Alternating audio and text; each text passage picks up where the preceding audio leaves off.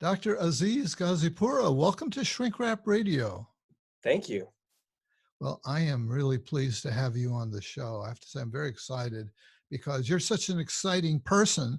I saw you on YouTube and you project so much energy and excitement that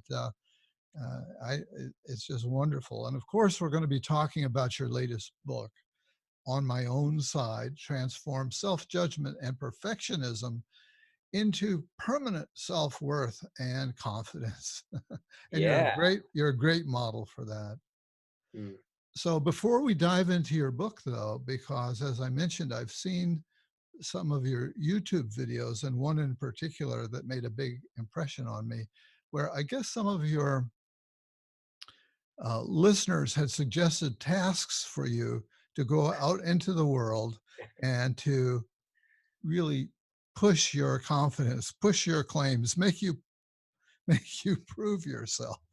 And I was very impressed by those.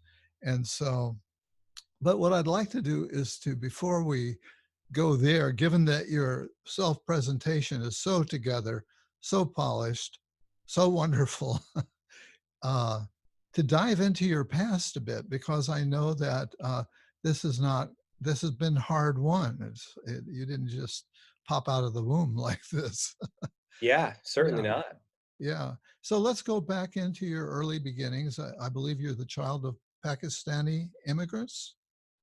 Yeah, my dad was born in Pakistan and he came here and he met my mom who was born in Los Angeles and then they got Ah, together and so I'm half Pakistani, half from America. aha. Okay. Great. So take us from there. What happened next? Sure. Yeah.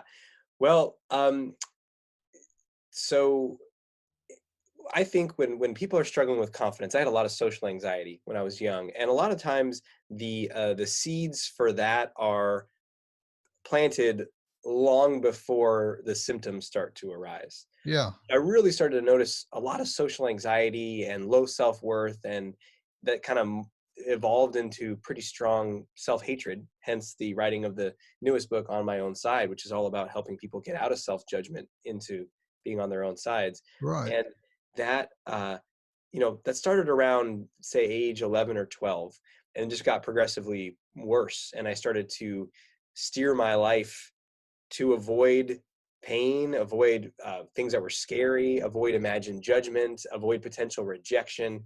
And so my world got smaller and smaller and smaller. So that's when it became more apparent to me, right around age 12. And that's really common for a lot of people that I Yeah. work with. But the seeds for it in many ways were planted even younger, and I think that's often the case. In our family upbringing, we start to learn a lot of things. We start to learn, how do we deal with emotions. Mhm. We start to, like, can I have feelings? Can I talk about feelings? Yeah. Is it okay? And I learned sort of a lot, which I think is unfortunately typical. Don't have feelings, keep them to yourself, solve all the problems on your own, and just be happy and confident. And So so, those were kind of parental messages that you were picking up in your early years. yeah, yeah, I think my parents were, very loving, but not as emotionally aware to really tune in to, the evolving emotion of a child and be curious about where it's coming from. It was more, we just recently spent time with family, and my extended family too, and I could just see the patterns where it's sort of like the child does what they're told. If they're acting bad, you tell them they're bad and threaten them and make them do the right thing. And that's pretty common. But Yeah. there's not a, like, with me and my children and my wife, if one of them's acting out or something, we say, let's solve the problem. What's happening? What are they Uh-huh. feeling? Where's that coming from? Yeah. So didn't really have a whole lot of that. And what that led to is a lot of shame triggers. If I felt an emotion like anxiety or something I didn't know how to deal with, I would feel shame about that. So I'd want to hide it. I started to develop a lot of shame about my appearance, which I don't think that was my family. That was more of a cultural message that I picked up on, about how I'm supposed to be, and I'm supposed to look a certain way, be Yeah. muscular in a certain way. Um, I grew up in a lot of communities where everyone was white, and so I started to perceive that there's something about me that was different or somehow less attractive. And so all that kind of led to those years of about 12 on, Yeah. where then I was facing these challenges, a lot of social anxiety, a lot of self-doubt, a lot of self-criticism, but no one to talk about it with, including my Right. own family. And Right. so I think that's where there's so much potential for people to uh, transform and liberate themselves if they just had someone to talk to and they could Yeah. see through some of these stories, but I didn't. So those Yeah. stories became more and more and more true. So by the time I got to high school, and then by the time I got to college, it was like the cage was getting smaller and smaller and smaller Yeah. in Well, my. you share some stories about that journey in the book that I'll have you recount here. And it may be a little hard for people to think that you look different because the lighting where you are is so Mm, bright that yeah, you look yeah, totally white, and yeah. no one would guess that you actually have a darker complexion than we're seeing now, because on YouTube you show up, I think, with a more accurate representation. So if anybody's curious about that, I'm going to refer them to your YouTube videos anyway, but they should they should check you out to get a better idea what you're talking about. So one of the stories that you share in the book that seemed like it was pivotal was being teased at summer sports camp. And Mm. you had going for you, you had was that you had some talent as a natural athlete, but but you began to be teased for some reason. I think because of your name, your foreign sounding name, Aziz. Hmm. Yeah, and that was just one. That was a very painful moment of that that I experienced, Yeah. where the kids would say, and this I heard uh, other places beside the summer camp, which was Aziz the disease. And kids love stuff it rhymes, and so Yes. they started to just repeat it again and again. And that one was particularly painful because I was like at this camp for a couple of days, so there was no escape. There was no place to go to. There was no. I was just sort of trapped. Right. And so that was very painful. And multiple times I got mocked, particularly for my name or my heritage, or and then just general teasing that can occur, Yeah. especially if someone has lower self-esteem or lower confidence. They become kind of A a magnet. target Yeah, magnet. Yeah, a target and a magnet. Yeah, interestingly, I interviewed somebody else just in the last maybe 3 or 4 interviews ago who also was very traumatized at camp. Mm, So, we parents have this idea that camp is sending the kid off to camp will be an idyllic experience. And I guess for some, or maybe for most, it is, but it can be a very emotional experience, and also put any kid that has any kind of characteristics that could be picked on, there's that possibility that they'll be targeted. sure. Yeah, and that's where it comes back to.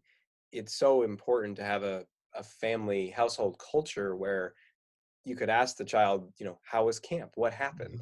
And Yeah, they have a history of being able to share openly and honestly about their experience, and it being met with empathy and yeah, curiosity, so that right. if there was a challenging experience, they learn how to work through that, Yeah, as opposed to kind of keeping it inside. Because what happens is when we keep it inside, and I shared some of those stories early in the book for people to hopefully really think about their own journey with sure. with turning on themselves. Because I Yeah, asked them, like, when did you turn on yourself? Because we can get criticized, we can get teased, but there's a moment where eventually we start to take on that critical voice. yeah, We compile all those awful things that those other kids said, that our parents might have said when they were angry, that other people in the culture might have said, or told us how we're supposed to be, and we compile that all into this inner critic. And there's this tipping point where we stop being like, those kids made fun of me and I thought those kids are jerks. yeah. But flash forward a couple years and someone would tease me and I'd say they're right. Uh-huh. And at Yeah. that point, I turned on myself. I was no longer on my own side. Right. And life is a lot harder when we're not on our own sides. Yeah, there were two other critical incidents, and maybe one of those was the moment that you turned on yourself. One was acne, which is a fairly universal teenage thing, and I know I Hmm. went through that. Uh, but you looked at yourself in the mirror and it was like you felt totally unworthy to ever have a girlfriend or imagine that some kind of romance would come into your life.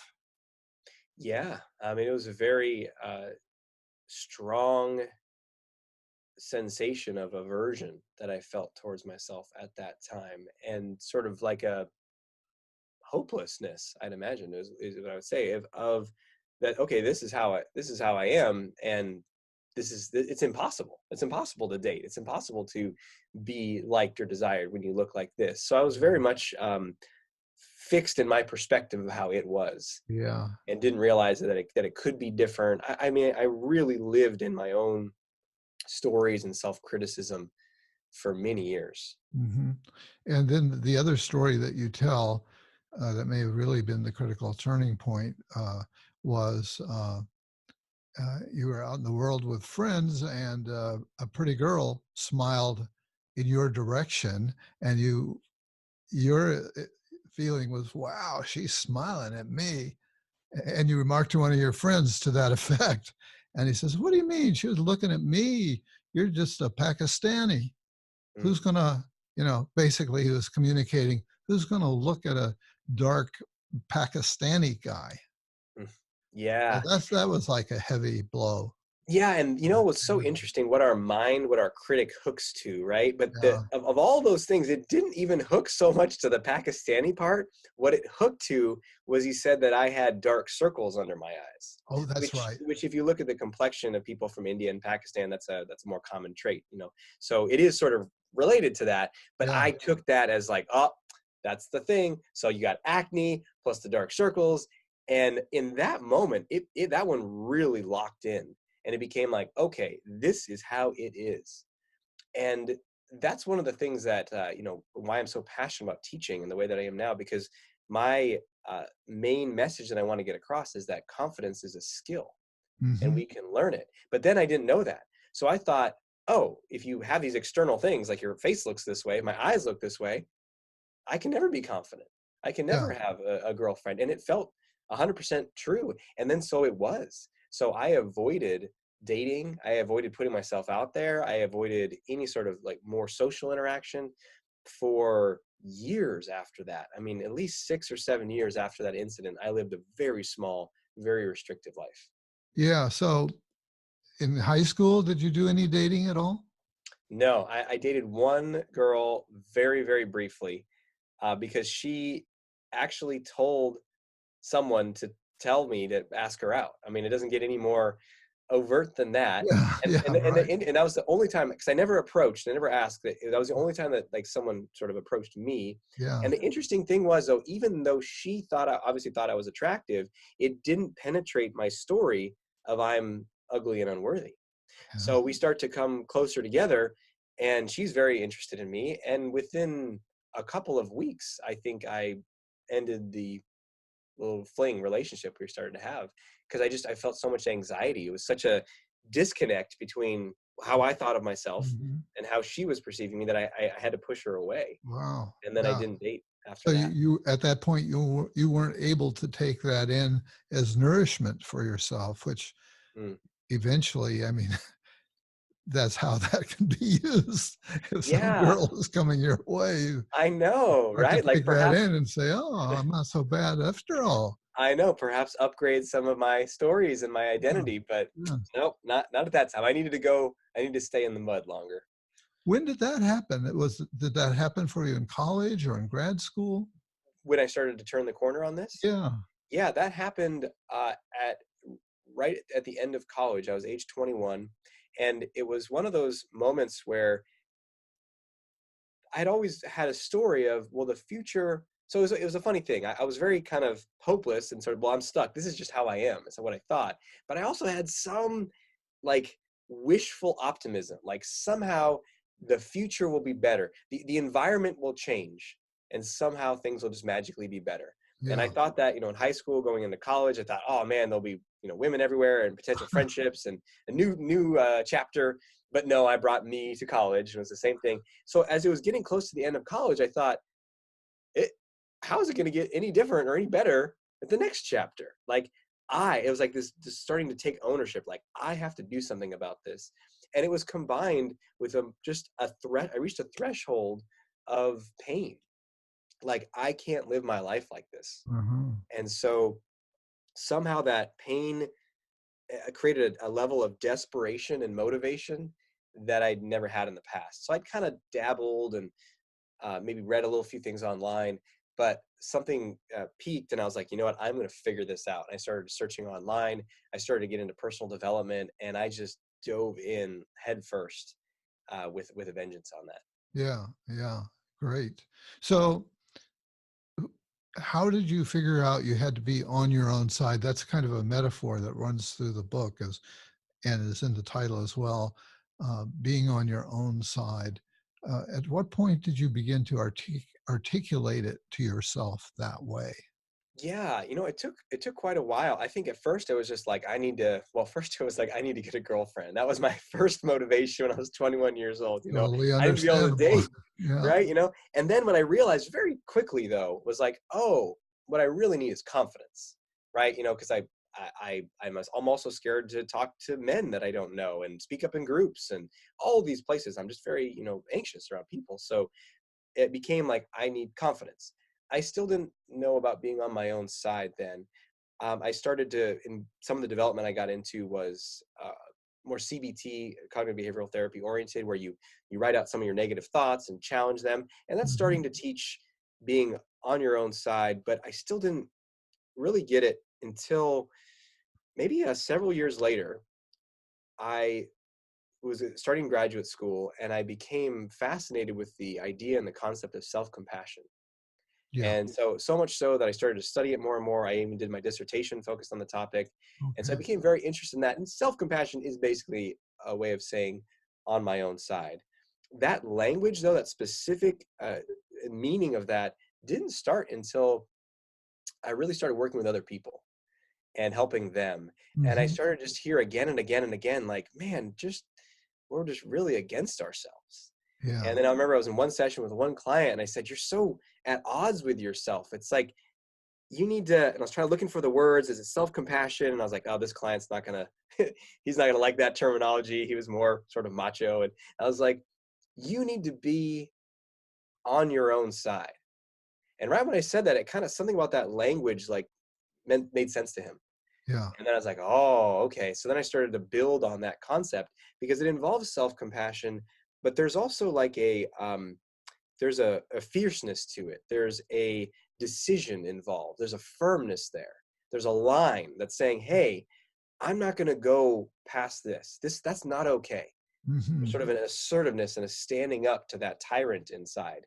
Yeah. That sometimes people, when they hear self-compassion, they think it's all lovey-dovey, soft, but there's like kind of a masculine quality to it as well as a feminine quality to it. Right. Right. The you have to be assertive with yourself and with the world to say, I'm worthwhile, and Mhm. and stand behind that. Um, so I'm wondering, at what point did you realize you wanted to become Mr. Confidence? I mean, I'm kind of saying it's Mr. Confidence. You've written, this is probably what, your fourth book, Fourth book, yeah. and a lot of online things that you've written and videos that you've made, and you have an institute.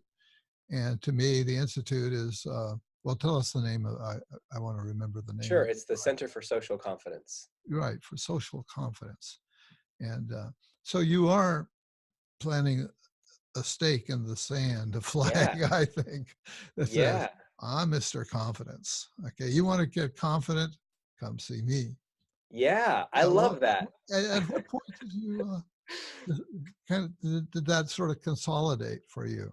That I was, always obsessed with it. From the age of 21, when I first started to discover this stuff, endless fascination with it. So I was always studying, always reading, always learning, applying it all to myself.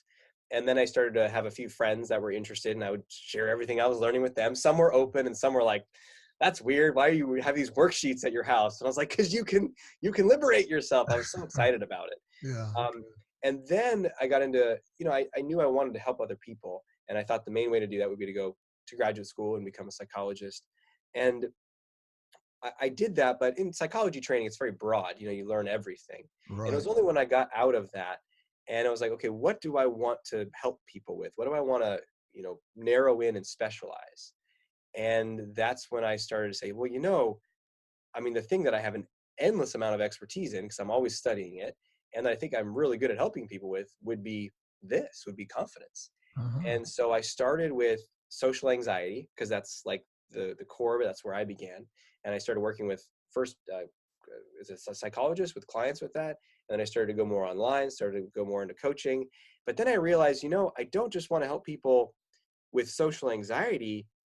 We to get out of social anxiety, it's the same process as to become high confidence, to become extraordinary in confidence. So that's why I wrote my second book, The Art of Extraordinary Confidence. I was like, hey, we can build this skill to improve our lives, to get even more out of this Yeah. life and enjoy even more than just, getting out of anxiety to be like normal. Because that's what everyone with social anxiety is like, I just want to be normal. And it's Uh-huh. like, no, you don't want to be normal. You want to be extraordinary Yeah. in a different way, so you can really relish life. So when I Yeah. when I started to see that, it got more and more clear. And then I think it just became that because it's a virtuous cycle. It's like a symbiotic thing. Like, I'm obsessed with it. I teach it. People are interested. I get to help work with them, and it makes me more obsessed. I'm always learning. So it's just, it seems like it's a form of my purpose that I'm living out here. Right. I would say so. Um, what does not being on your own side look like? Yeah, I love that question. That's a great one. So I'd say there's two versions of it. One is what I call overt self-attack. And that's, everyone's familiar with that. And that's kind of like there's a little storm inside your mind, and you're criticizing yourself. You're Yeah. saying, usually it could be about an event or a situation or a conversation or a performance or something, like, oh, you're so bad at, you didn't do that project very well. You dropped the ball. You're not smart enough. You're not organized enough. What's wrong with you? And it's this kind of inner monologue that's criticizing. And sometimes the Yeah. criticism is like it's a second person pronoun. What's wrong with you, as if someone is talking to you. And sometimes it's more like I, first person pronoun. Mhm. I'm an idiot. I don't know what I'm talking about. It can also be just really quick, short criticisms, like someone walks by, a mirror, or gets out of the shower and sees their body in the mirror, and they just go, ugh, gross. Yeah. And it's Yeah. just a passing thought. It's barely a moment, but it Right. carries a ton of emotional charge to it. Yeah. And so that's the overt, direct self-criticism. And that is one of the first things that we have to go after in the book, because Hmm. it's like, that is like a hemorrhage to your confidence. You can't be confident if that's happening. Yeah. So that's the first one. But then the second one is much more subtle. And oftentimes when I'm working with clients, they can handle the first one, but then the second one takes a lot longer because it's much more subtle. It's more subtle turning on ourselves. And this could be something like, you're having some feelings about an event or a situation. You don't want to go there, or you don't like someone there, and inside there's this voice that's just kind of like, stop being so sensitive. Come on, just go do it. It just, you're not empathic with yourself. You don't really care about your feelings. You just got to do it. Come on. And it's sort of, that's where we can be internalizing a lot of messages from parents or family. That's just like, hey, just don't have feelings. Just go do it. Yeah. Another, and I list a lot of different of the subtle ones. Another more subtle one is Was there a name for the one that you were just talking about? This one? that, yeah. I would call it is invalidating yourself. I Okay. have a list of 10 in the book. I have to I, I, remember them I know. off the Well, top of my I head. can prompt you on that. I actually have Sure, some you notes. have the list. You know more than me at this point. We may come back to that, back to the list. Um, so I kind of interrupted you. You were about to go into another one, Well, but sure. What? I guess what I wanted to say is uh, it can be very insidious and short, as you say. I mean, when I first picked up the book, I'm going through it, I'm looking at it, and I'm feeling like, I've worked all this through. But then I noticed, as I got more into it, uh, I found, places where that kind of thing was slipping in, where I'm calling myself a name or something like that. Just this morning, something like that came up, Mm. and I recognized it right away, and could see it for what it was. And so, uh, And do you feel that's a like you're always on your own side, or is that's a it great still question. a The answer is process? no. I think being, always on our own side, just like being always confident. Those are aspirations. Those are not human. Right. But it's a North Star to keep coming back to. And Yeah. so I talk about this in the book. There's levels of getting on our own side. And the first level is you're just getting battered around by your critic and you got no control in there and you feel awful. The next level though is you're able to stop some of that direct self-attack. You catch it in the moment and say, whoa, whoa, whoa, I'm not gonna treat myself that way. The next level, though, is actually to get better and better at what you're describing, which is catching that subtle stuff. Hmm. Because otherwise, we can, and once we've stopped the direct attack, most people live with a fair amount of subtle self judgment and turning on themselves, and they can function fine. They have jobs and families and do okay, uh, but it really diminishes our joy Yeah. and in the highest levels of confidence we can feel. And so that's where we want to get better at catching that subtle stuff. And then the Yeah. next level, which I say in the book, I say, hey, I'm not there. I'm there for short periods of time. This is aspirational, but I do believe it is possible to live in what I call permanent omos. So omos is just the acronym on my own side, Yeah. OMOS. I believe it's possible to reside in that. Um, and it's how do we find our way there? How do we create a more and more and more of a default, of a habit of being on our own sides in that way? And I really do believe that's possible, uh, if we really have a strong intention and desire Mm-hmm. to put in the effort, because that's really what it is. I mean, it takes effort to notice these things and maybe journal about it and work on it. But if we do, the rewards, I think, are better than anything we could experience externally. One of the things you say about your book that's a little bit surprising is you say this is not a self-help book. How is it not a self-help? Seems like a self-help book. How is it Mm-hmm. not a self-help book? That's a great question. Well, what I was saying there was that it's different than any self-help book I've written, and different than most of the self-help books out there, in that it it is not designed to be a book for your brain. It is not designed to give you the neurobiology and the latest research of fMRIs on the compassionate, segments of the brain. But actually, it's a book directly for your heart, where I'm speaking to your heart. And what we're doing here is we're going on a journey into the center of your heart. And Uh-huh. so, I'm using words and self-help techniques and stuff, of course, because it's a book. But what we're doing is we're guiding more and more and more for exactly what's happening as you're reading it, like reflecting on your relationship with yourself Yeah. and finding a way to open your heart to yourself. Yeah. So it's definitely you could call it a self-help book. My intention was that it's very different. We're not trying to go from the head down. We're trying to go right into the heart.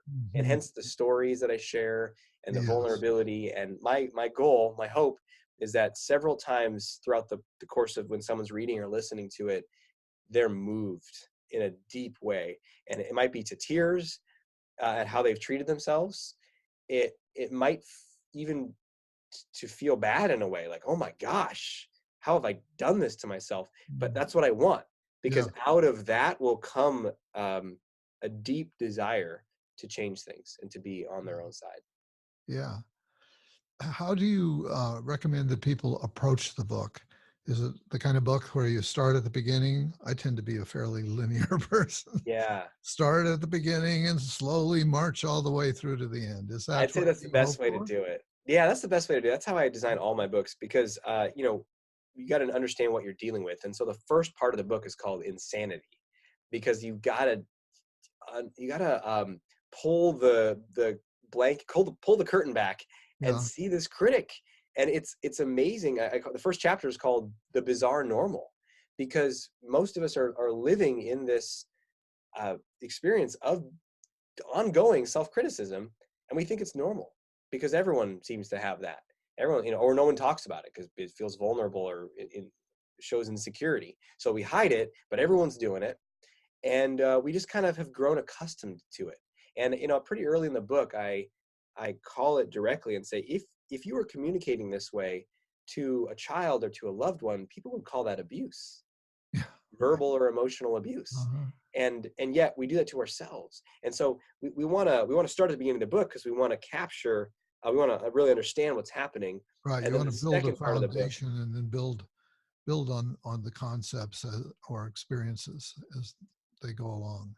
exactly, because Yeah. once you've seen how bad it is in a way, and then the next part of the book is uh, guiding people to make what I call the decision of a lifetime, which is to decide to be on your own side and really Right. define what that means for you, for all of us. It's individual. It's, there's some similarities, but what does that mean for me?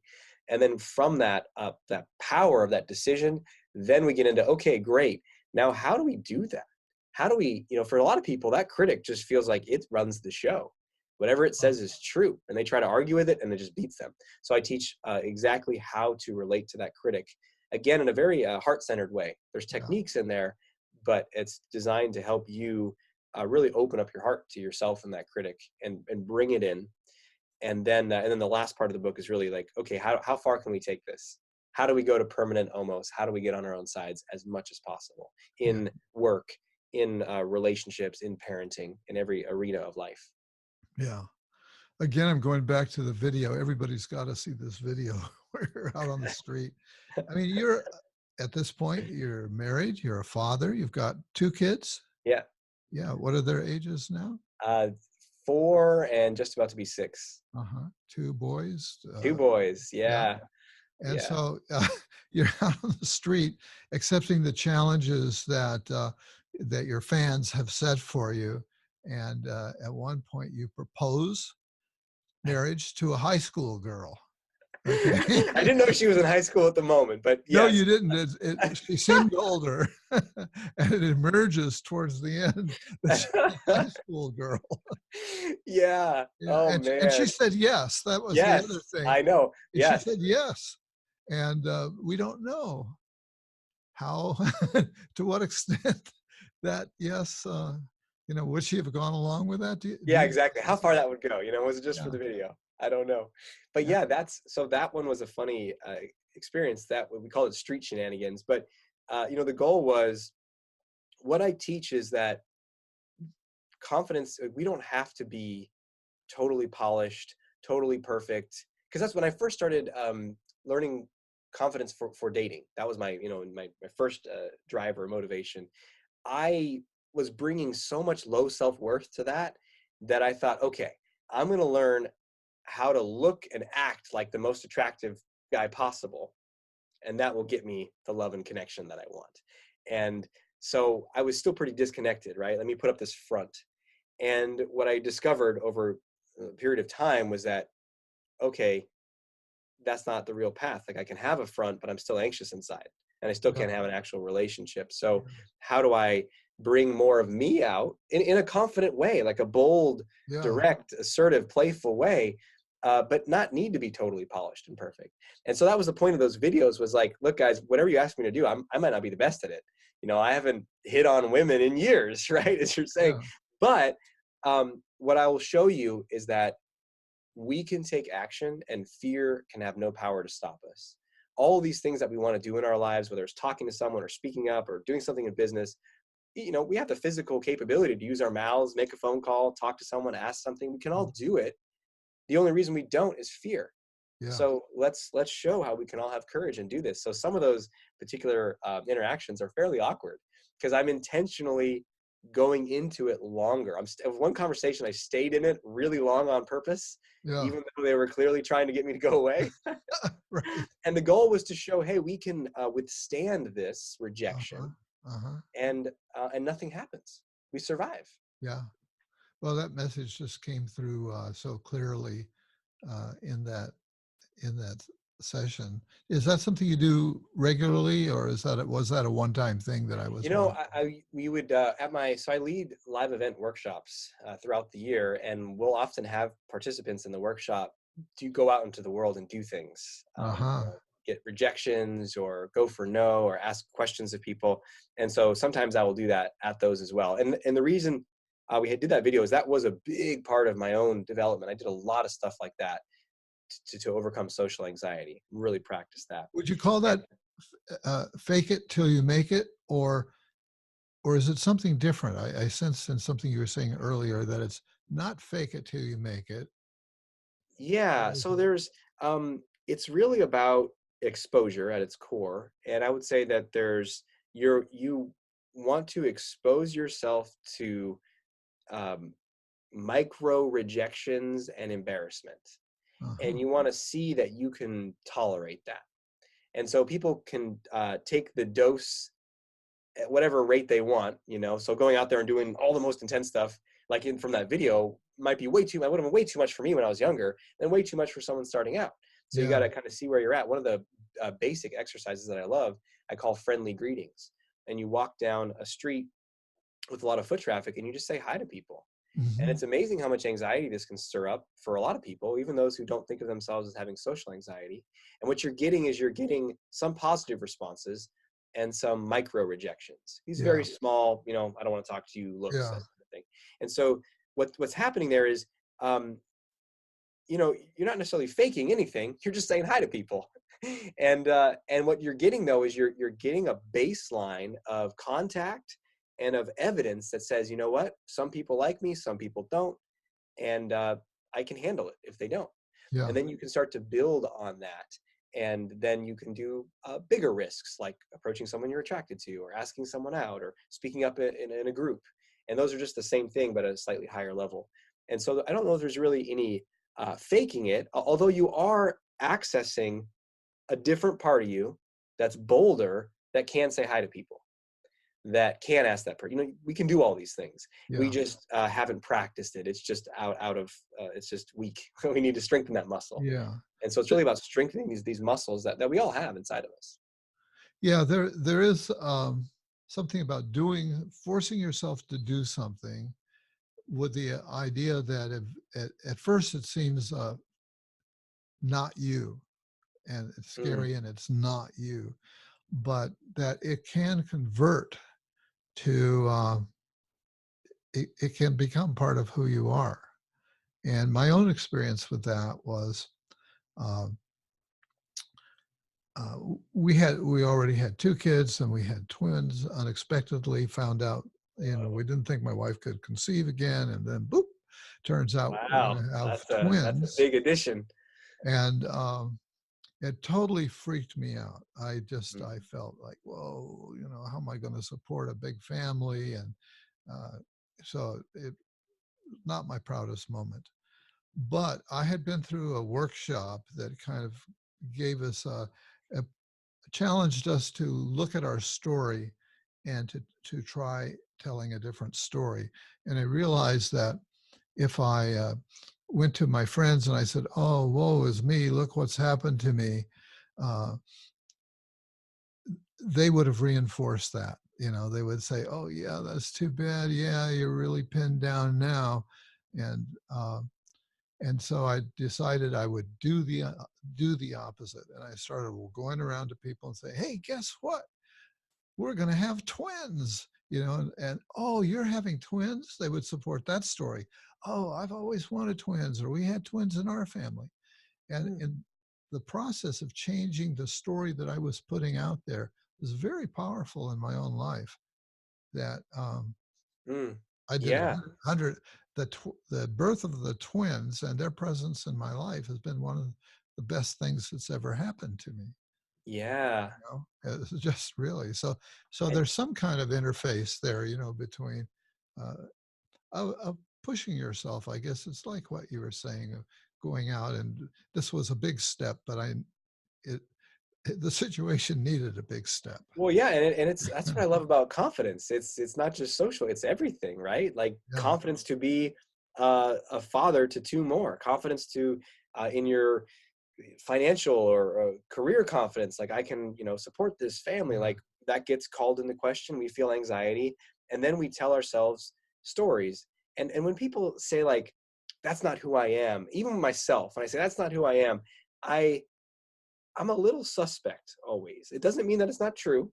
It just means that I know that we all have a very strong drive towards comfort and safety and risk avoidance.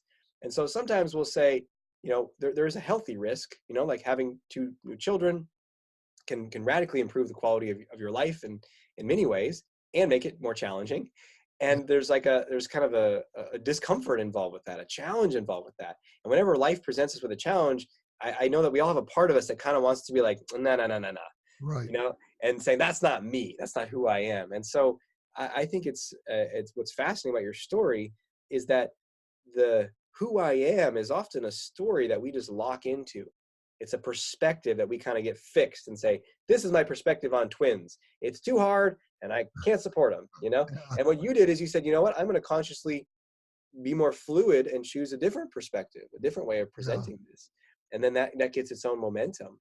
And I would bet that when you started sharing it in that way and the people responded in the way they did, it reinforced your Very identity. much so. Very much And so. yeah, Yeah.